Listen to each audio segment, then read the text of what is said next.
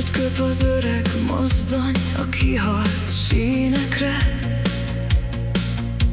Éjfél múlt az állomáson, már senki nem integet.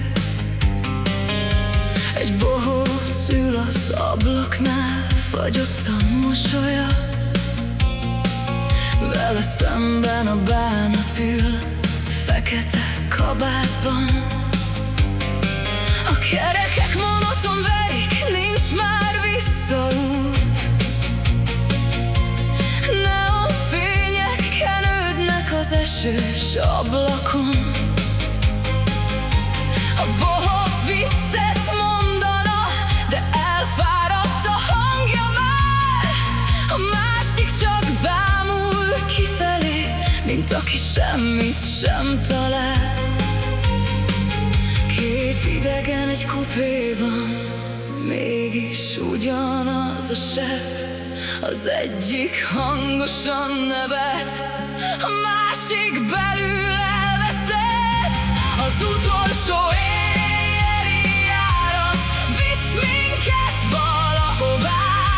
Rostás álmok zakatolnak a sötét sínek oldalán.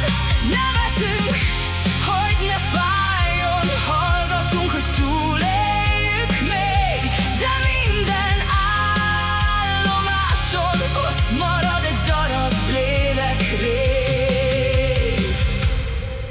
Kopott csészéből olcsó kávé, keserű, mint az élet. Az ablakon túl elszaladnak a meg nem élt évek. A bohóc maszkja szétkenődött a hosszú út alatt. Mosoly rég nincs, a szíve már megszakadt. A hangos bemondó recseg, a következő állomás. De egyikük sem tudja már, hogy hová tartanak. Csak mennek előre vakon, mint két megtört ember, akik nappal mosolyognak, éjjel pedig sírnak csendben.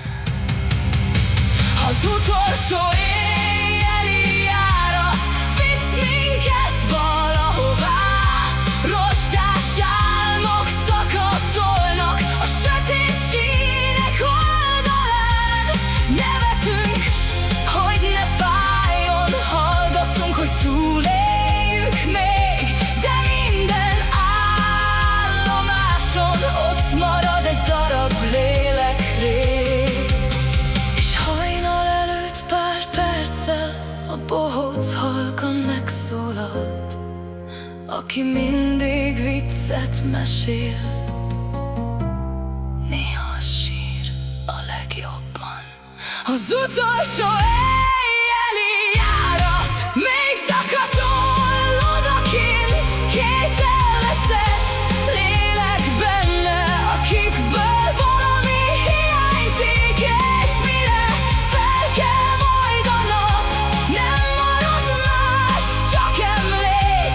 A bohóc és a néma bánat, nem vár rájuk semmi az út végén.